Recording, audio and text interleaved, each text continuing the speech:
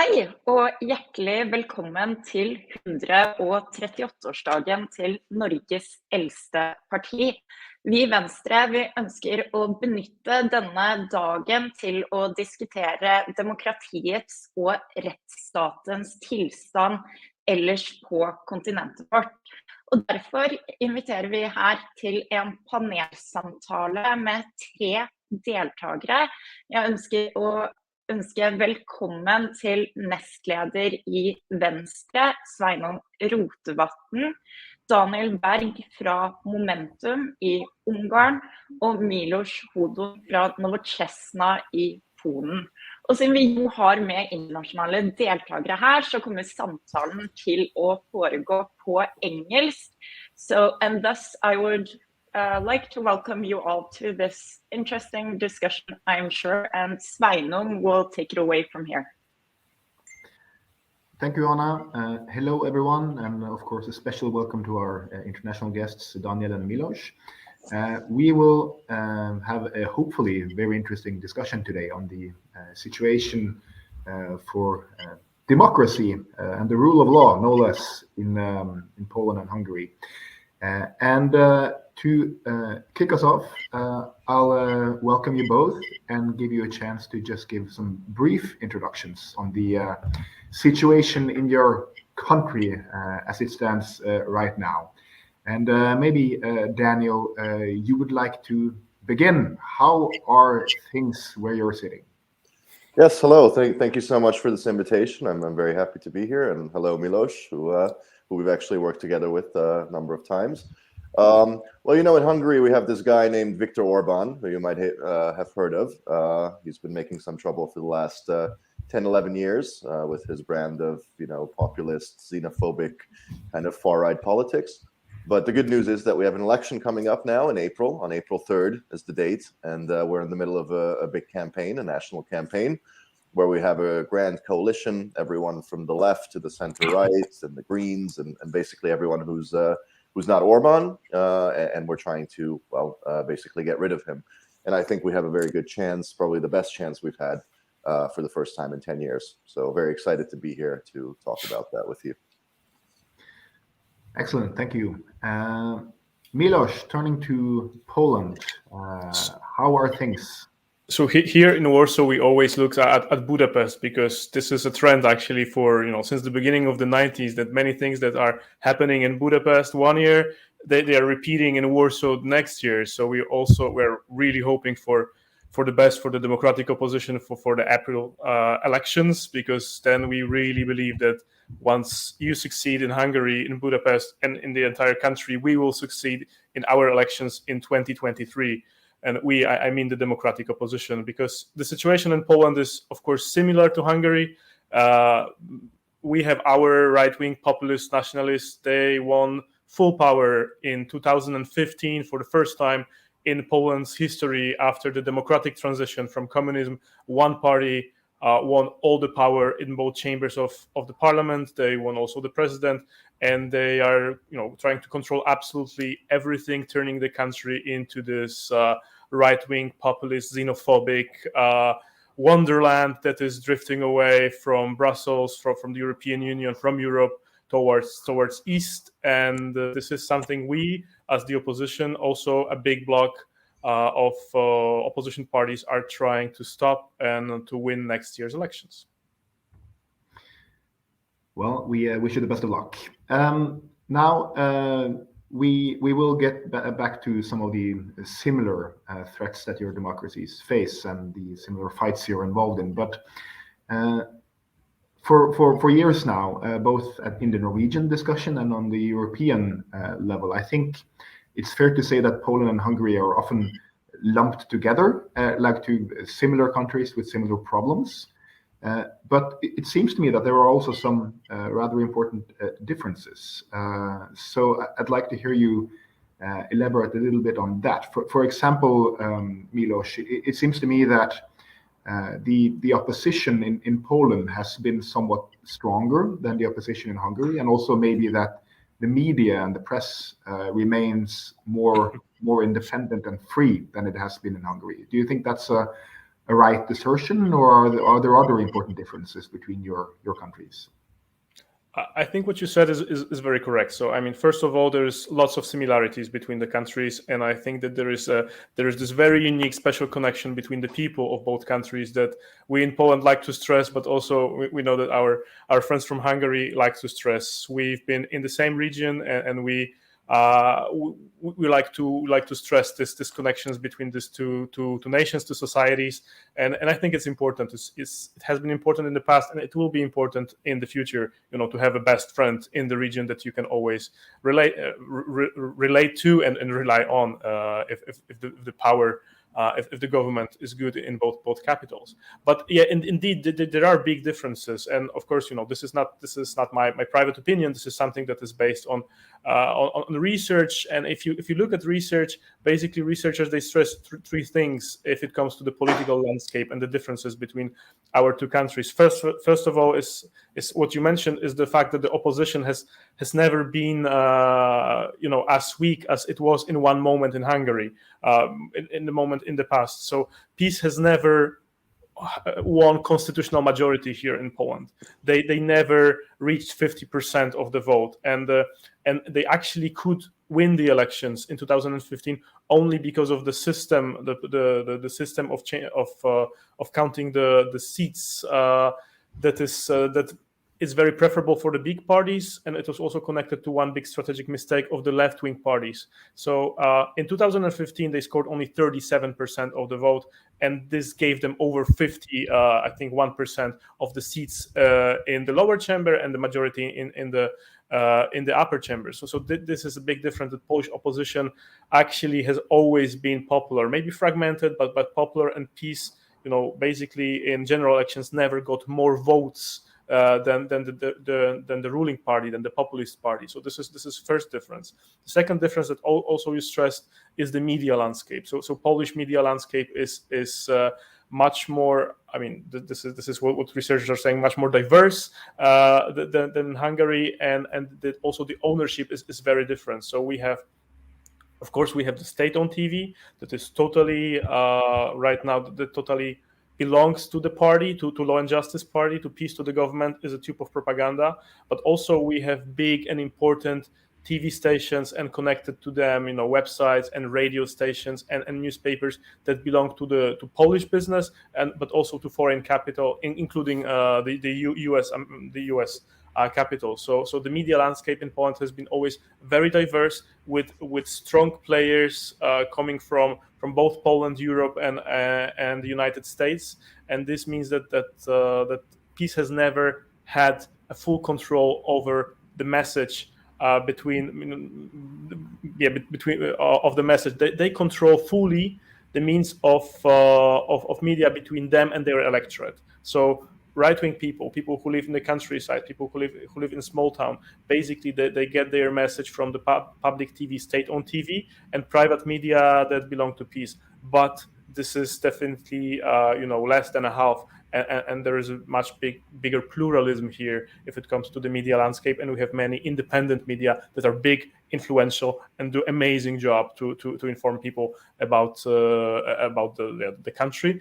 And then the third thing I would like to stress is what researchers say is that Polish civil society has been stronger when PiS came to power than the civil society in Hungary. That even though we never saw our civil society as being particularly stronger, people say that it was better organized than the one in Hungary when Orban came to power. So you could see the civil society resistance, a strong resistance, visible resistance against everything that the government was doing that was anti-democratic, anti-European from the very beginning. And also we could see that even though we are really losing in all those democracy rankings, rule of law rankings, I can really see that the civil society sector is developing in last 6 years. The fact that PiS is in power did not stop organizations, people to organize themselves. And I could give as an example the LGBT society, which before 2015, of course, was present. There were organizations fighting for LGBT plus rights. But once PiS came into power and people saw that this government is putting in danger their basic rights, LGBT plus people, organizations, allies started to organize themselves in a way that was not seen before 2015 in the more peaceful times. So we can see a number of new organizations on the national level, regional level, local level. We can see pride parades being organized in over 20 cities and towns all across the country. So people have never stopped, and people started to build the civil society as a resistance against this government. So I would stress these three things: the opposition, the media landscape, and the civil society. Turning to you, Daniel, if you agree that these are important differences, why would you say, how would you explain that? I mean, why has the opposition in Hungary been weaker and more disunited, for example? Why is the press less free? If you could elaborate a bit on those differences, that would be very interesting, I think. Yes, thank you. And I think these are very important points that Milosz brought up, and I see the differences here as well. So to elaborate on that, one is that one difference in the context is that Orbán had a whole term before Kaczynski. So he started 4 years earlier, 4.5 years earlier. And the first 2/3 majority he won was actually legitimate. So there was a scandal-ridden leftist government that had to, basically the prime minister had to resign. There was a caretaker government.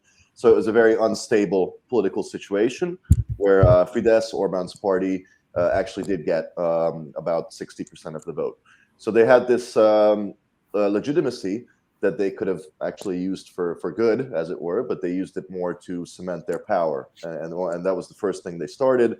They used this majority, supermajority, to change the constitution, basically rewrite the rules. They started to pack the courts with judges.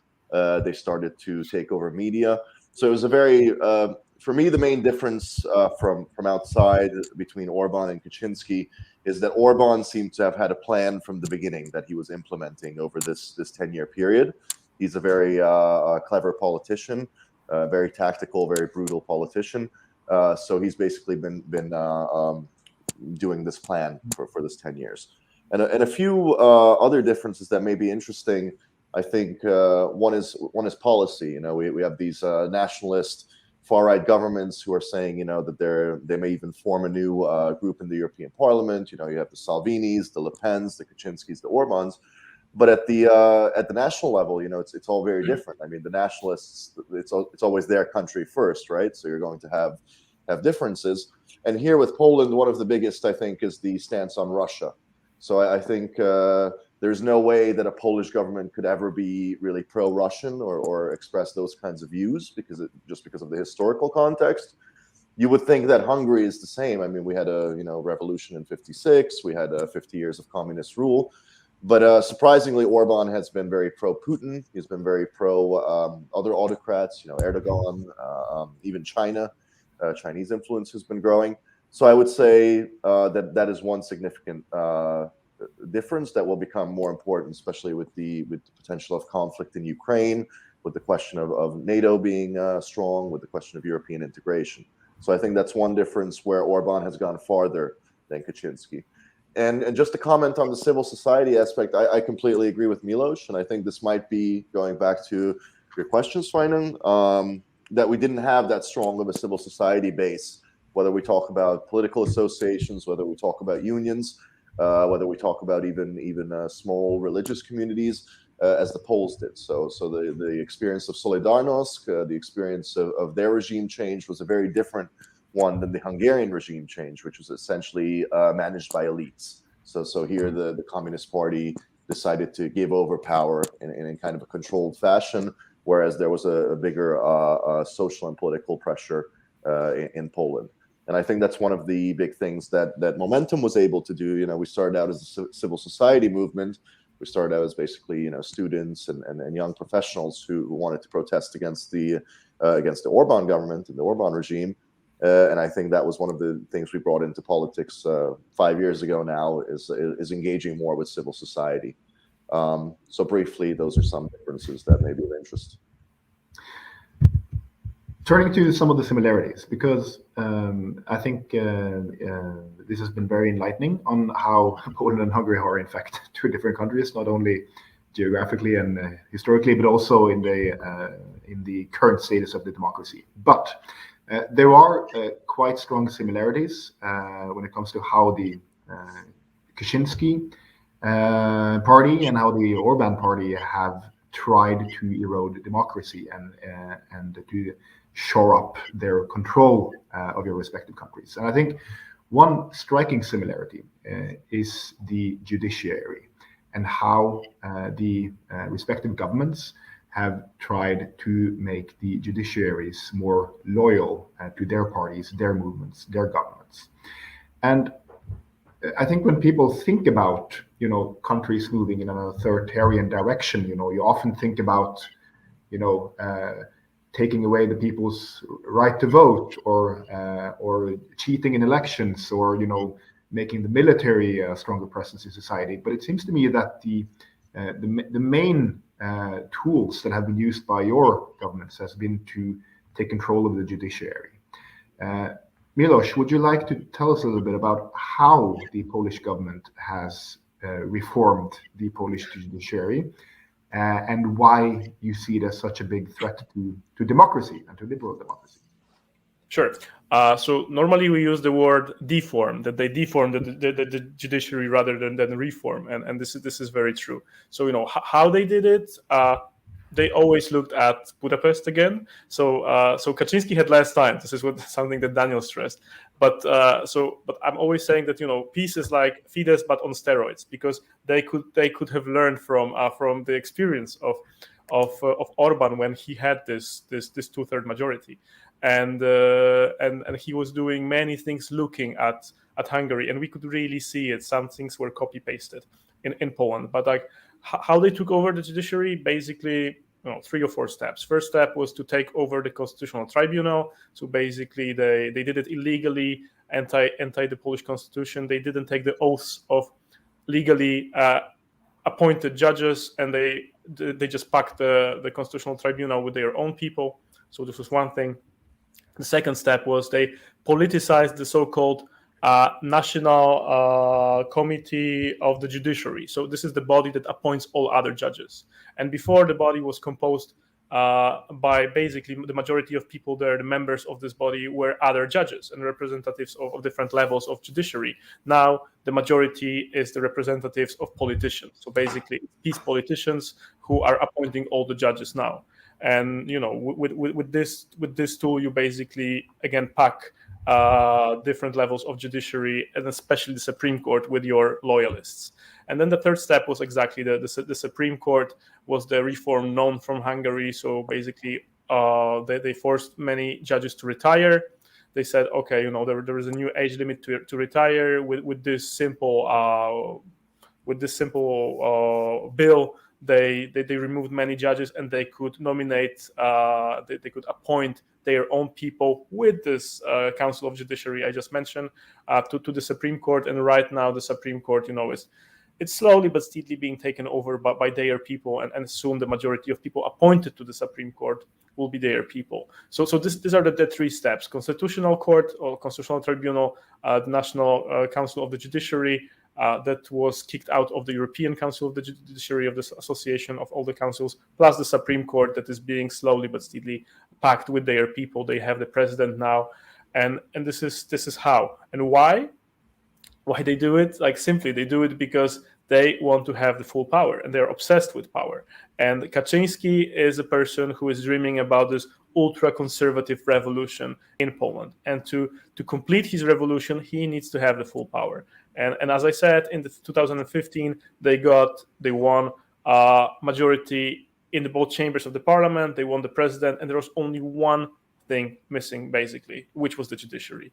And with the control over the judiciary, there is absolutely nothing that anybody else can do. So, in practical terms, the Constitutional Tribunal does not work any longer as a Constitutional Tribunal. Nobody but the government refers any questions to the tribunal, because you know what the answer would be. The president of the tribunal is a person who Kaczynski called a friend, and is a wife of the former Polish ambassador to Berlin, a very political character. So nobody else uses Constitutional Tribunal as as this body of wise men who were deciding on the most difficult political questions in the country, now is only a stamp giver to all the decisions of Kaczynski. So if Kaczynski wants to say that the European treaties are against the Polish constitution, he just refers the question to the Constitutional Tribunal, and then they say, of course, this is against the Polish constitution, and we do not have to follow European laws or the verdicts of the European Court of Justice.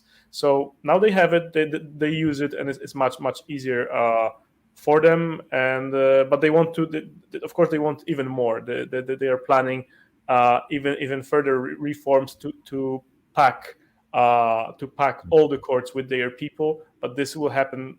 This cannot happen as fast as with the Constitutional Court or Supreme Court, because they do not have so many loyal judges to fill all these positions. But they have a plan to do that.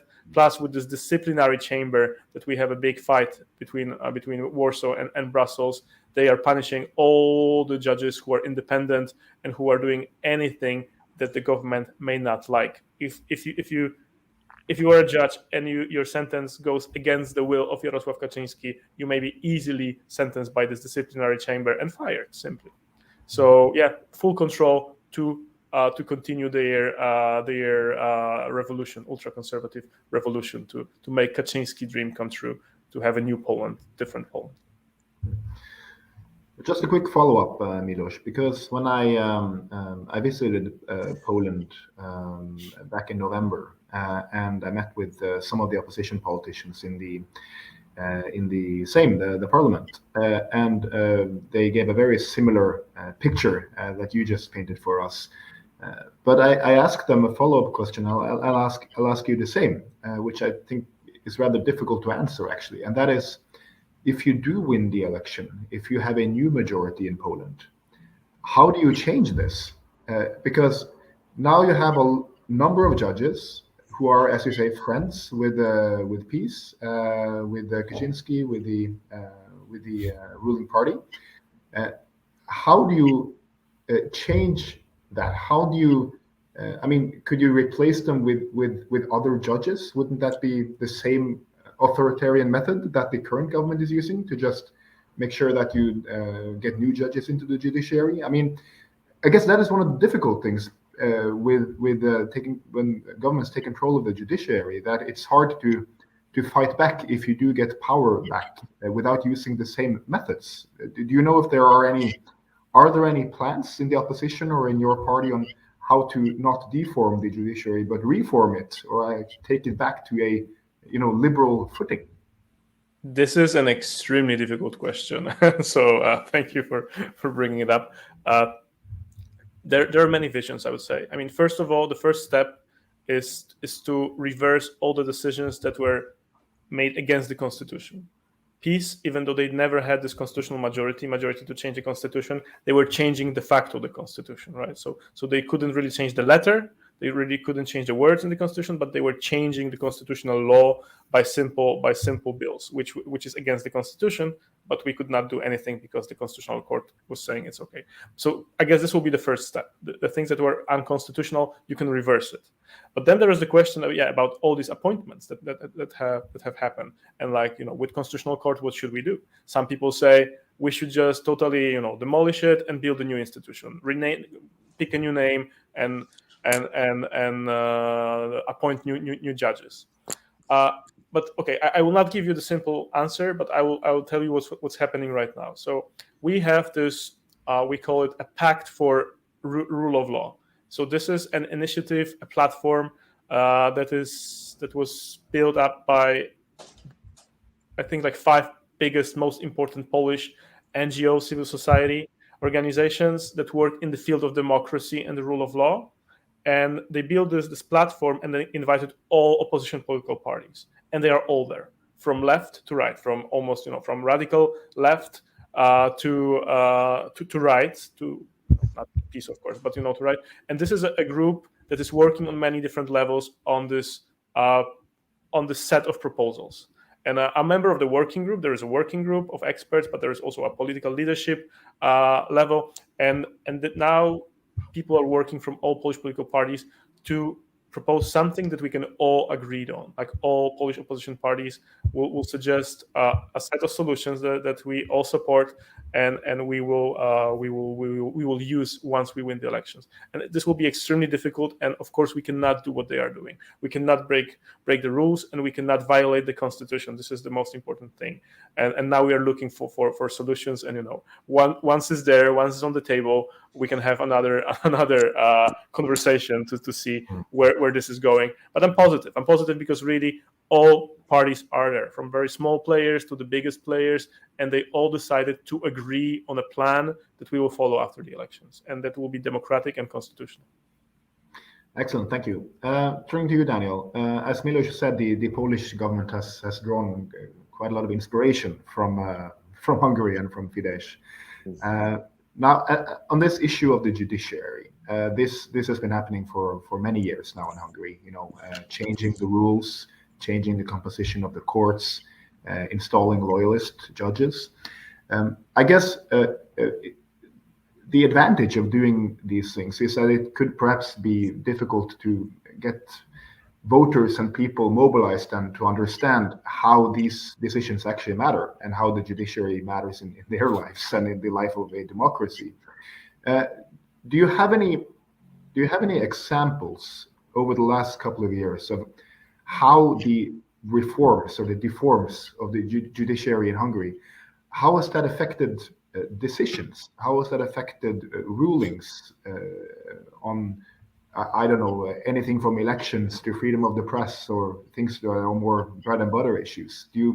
Is this something that people are aware of? And have you seen the effects already of what has happened in the judiciary over the Orbán rule? Sure. Again, unfortunately, a lot of things that sound familiar here, but slight differences as well. I mean, this is basically the populist or if you will, authoritarian playbook. And the judiciary is really one of the first institutions that they want to attack because of this reason. But I would say that in Hungary, there is a slight difference in where the power is concentrated. And we also have this very important debate that Milosz mentioned. Actually, right now before the election, it's ramping up about, do you fight fire with fire? How far can you go when defending a democratic vision, a liberal vision, when you're fighting illiberals who really don't have any scruples about, how far they go or what rules they follow.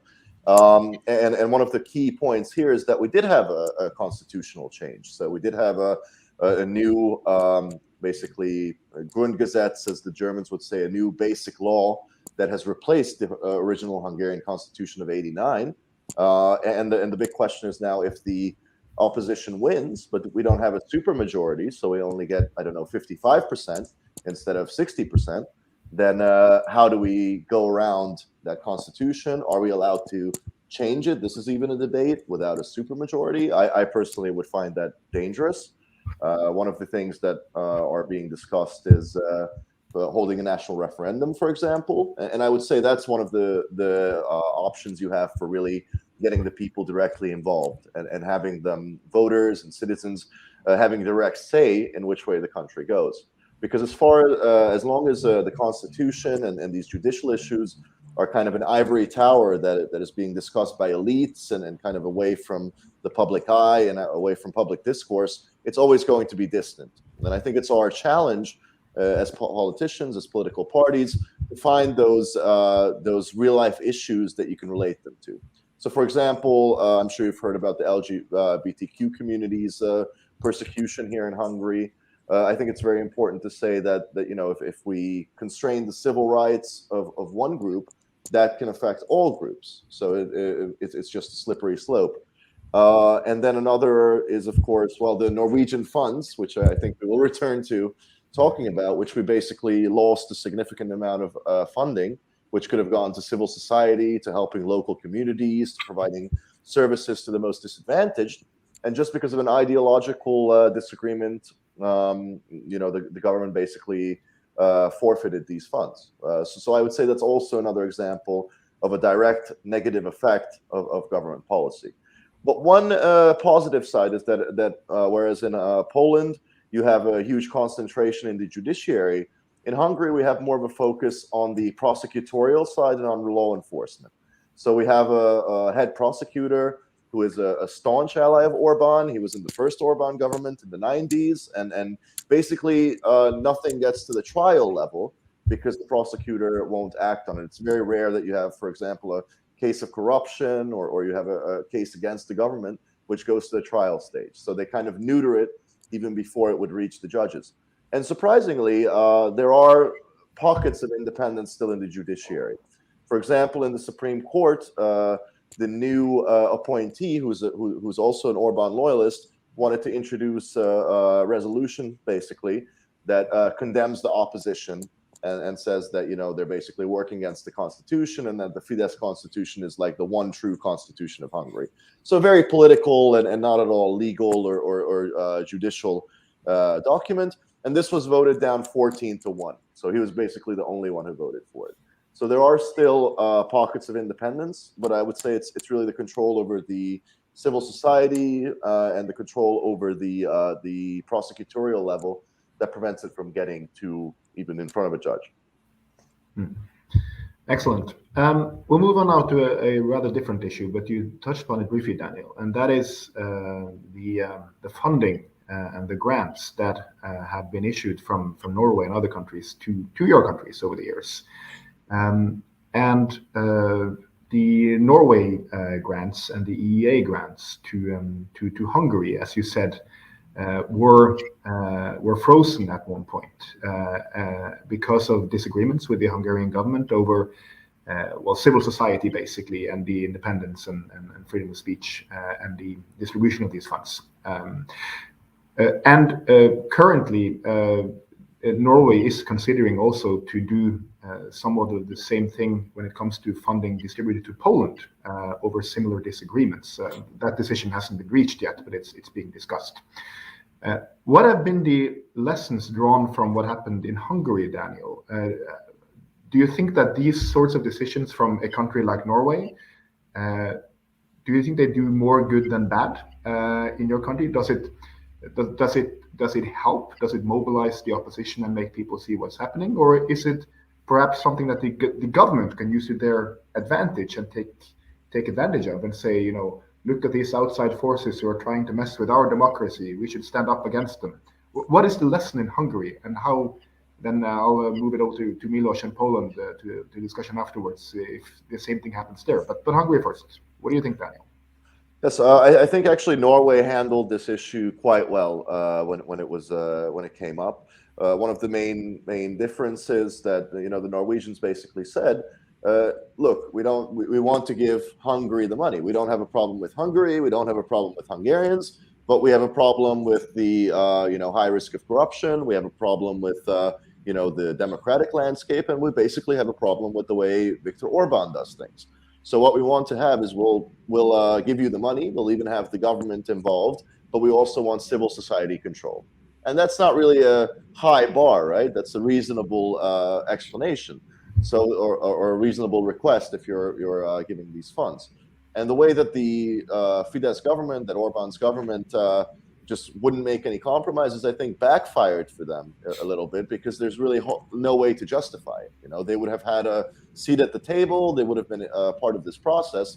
And at the end of the day, it basically just seemed like they were being, petulant, or it was a purely ideological project.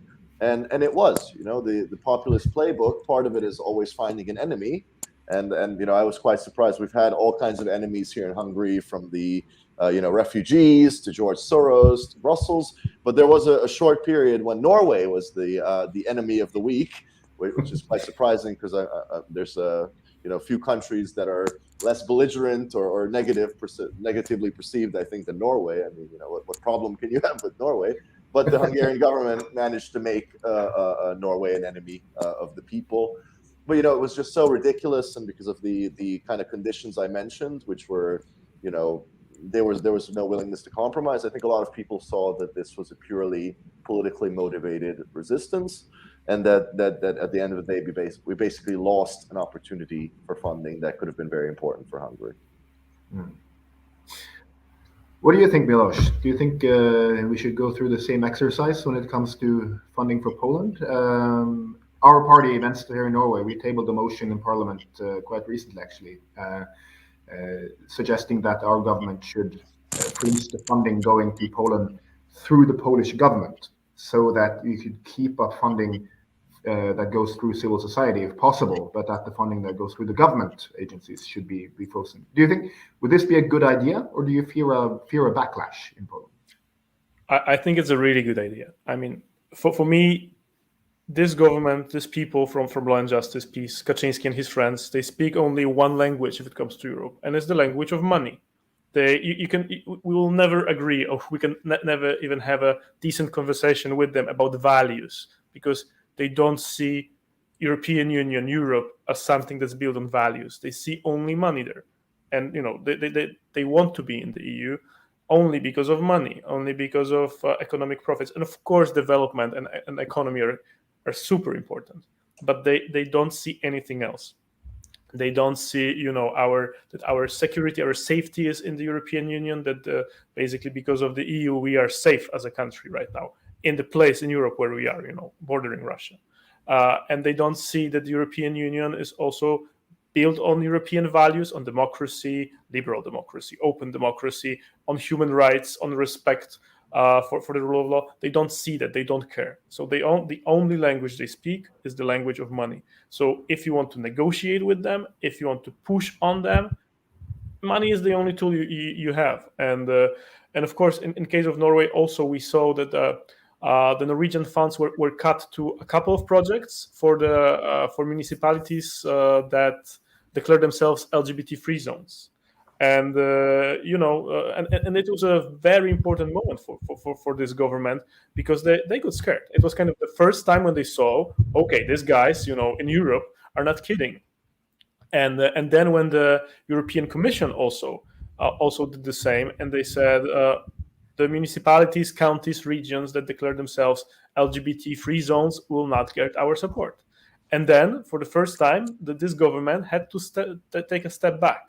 And basically, almost most of them, definitely all the regions, the big regions, they took their LGBT-free zones declarations away. So they are not any longer on paper LGBT-free zones. So because they know, PiS knows that they need their money, and especially in these regions that declared themselves LGBT-free zones in the East, they need this money. They really depend on this money. Many projects important for local communities that these communities have been waiting, they depend on this money. So yes, I think this is the tool that European partners should use. Should say, okay, there is no rules that you don't.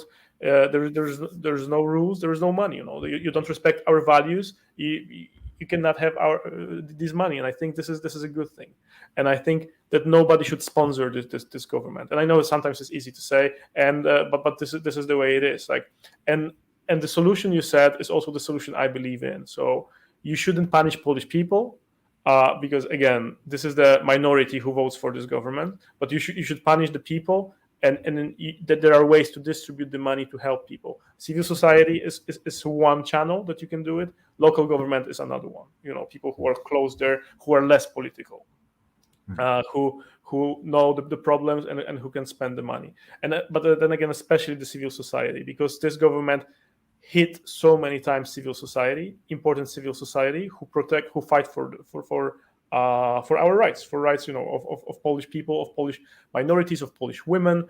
And just a very recent example, again, we realized that there's this helpline for kids with psychological problems, the kids who are thinking about suicides, basically got again no grant from the ministry, or grant that is definitely not enough to keep it working 24/7 like it used to be, because they don't like the NGO who runs it.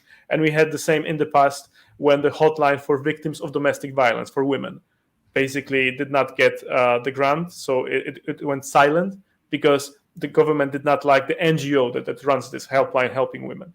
So there is many important projects, key projects that this government hate because of ideological reasons, and that our partners from Europe could easily support because they are super important to protect the basic values and basic human rights of Polish society. And if I could just add Sure. a parallel, which I think is important to mention, is at the European Union level, there's also this discussion and actually ALDE and Renew Europe are at the forefront of this rule of law mechanism fight, basically. And I've seen the same thing that Milosz has. Is it's basically it's the money. You know, they only speak the language of money and power. And if the EU or you know other countries want to make a point, then this is the way to do it. And I think that's a legitimate standard that the rule of law mechanism places in effect. Basically, that okay, if the EU is not a cash machine, it's not an ATM. If you want to get our funds, then you have to follow these rules. And I think that's something that is equally true for Norway or any other country that's in such a relationship. Absolutely. Though the situation, as we've been discussing, is rather gloomy, both in Hungary and in Poland, and though authoritarian steps have been certainly taken by your respective governments, you do both remain democracies and vigilant democracies, and we have elections coming up, both in Hungary this year, I think, and in Poland next year. So getting near the end here, we'll try to take the optimistic take and see what will happen now. So if I can start with you, Daniel, how is Momentum working to win this election, and will you win it? Well, yeah, I mean, you know, as a politician, I have to say, of course we will win it, and with a 2/3 majority. But no, joking aside, I really am optimistic. So I've followed very closely for the last 10 years the Hungarian political scene, and I think it's very fair to say that there's never been a chance like this. We've never been so close to actually being able to make change happen. And we have to. There's going to be a lot of hard work. Obviously, it's a slanting slope where we have a lot of you know, the media situation, the judiciary, all these issues we talked about. It creates a political landscape that is favoring Fidesz. But I really do see the change, the need for change, the kind of appetite for change when I'm out on the street canvassing. And you know, that's one of the main things that we as Momentum have always done is go out and do direct voter contact, whether it's through canvassing, going house to house, whether it's you know, just having little stands on the street to engage passerbys. And I think this is probably the best vehicle in a country like ours, where you only have, I don't know, one TV station where the opposition can even get a slot. You really have to take the conversation out of the, you know, kind of elite media sphere, out of the, you know, op-ed columns, that go talk to the people directly, which, you know, is a little bit of a cliche, but I think it's a key point here. So that's something that we have I don't know, about 50,000 activists on the street right now all over Hungary. Doing their local campaigns, and it's going to be getting even more intense as we get closer to the April 3rd election. So I would say, and you know, it's really positive to see. Hungarians in general, in my experience, are not what you would think of based on the stereotypes. So it's very rare that we have, you know, racist, anti-EU, anti-LGBTQ kind of rhetoric coming from people just on the street. It's usually either positive or at the worst, you know, neutral or a polite, like, oh, you know, I'm on the other side. So I think there's hope for Hungary, and you know, keep your fingers crossed for us, and follow our election, and hopefully we'll be able to show the way, not just in populism for a change, but also in transitioning back to a democracy. Excellent. Best of luck. What about you guys in Poland, Milosz? You have an election coming up next year. Will you win it? How will you win it? I mean, obviously we will win it, and even, you know, if our friends in Hungary win the elections in April, we're absolutely sure that we will win it, because this is the history repeats itself in these two countries all the time. So yeah, I'm optimistic about that, but let me start with one pessimistic thing, because you said that, you know, we're still democracies, but the question is what kind of democracies. We are not. I mean, in Poland, we're not a liberal democracy, that's for sure. And I'm afraid we're becoming something that, you know, people call electoral democracy. So yes, we are democracy because we have elections. The question is if these elections are free and fair. And I would say that last elections we had here, so the presidential elections, where Andrzej Duda won the re-elections, they were not fair. They were, you know, democratic in terms that people could go and vote. Yes, they could cast the vote, but they were not fair because all the state apparatus, all ministries, all agencies, all state-owned companies and public media were used to support one candidate and to do everything against the other candidate, and it was so close. So I'm absolutely sure that they would not win these elections without this additional administrative tools they could use because they are in the government. So this is one thing, and it makes me a bit pessimistic about what will happen next year, because they know that they must keep in power, because if not, first of all, their revolution will be kind of dissolved, many things will be reversed, and simply speaking, many people will go, I don't want to say they will go to prison, but they will go to court at least, because many of them, they broke the rules, they broke the laws, they broke the constitution, and they'll be afraid, and they will use everything, all the tools to protect themselves. So I believe this year, 2022 and the beginning of 2023 will be a year like we have never seen in Poland. It will be dirty. This government will make it dirty, and we will be hit basically as the opposition. But the optimistic thing is that the opposition parties are talking. The opposition parties, they understood that the way to win these elections is actually the cooperation.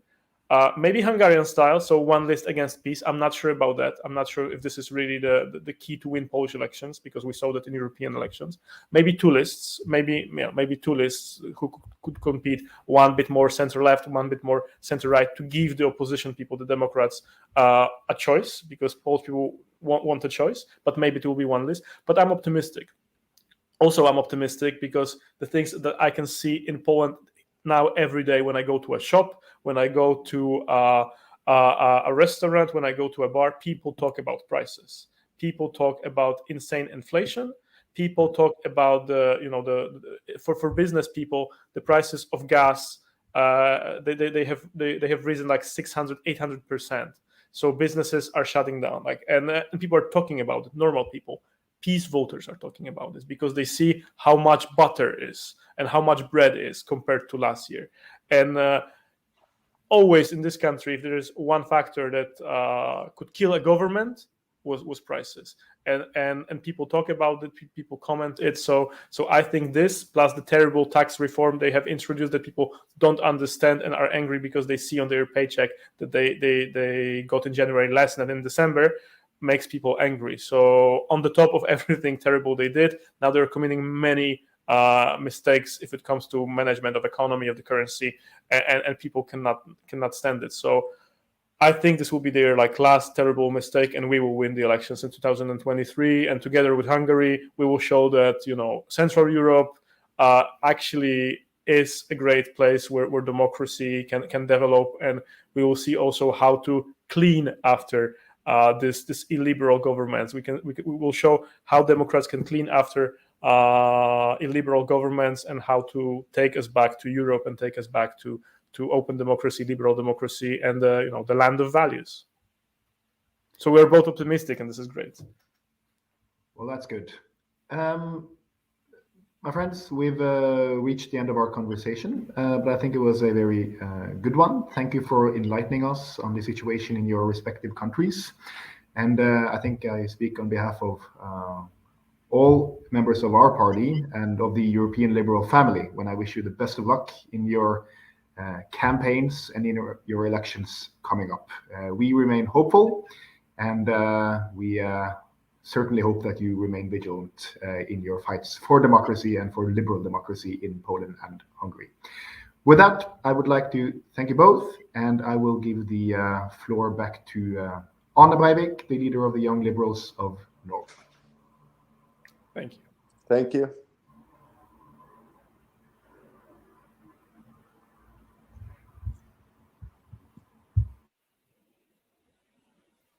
Yes, thank you so much for a very interesting conversation from all of our respective home offices, I assume. Jeg vil avslutte denne seansen med å takke for oppholdet hos dere også, og med en liten oppfordring. I og med at Venstre feirer bursdag, så kan dere gi en gave til partiet ved å vippse til nummeret 10224. Vi takker veldig mye for gaver, eventuelt engasjement på sosiale medier, eller bare at dere feirer denne gledens dagen. Så tusen takk for meg.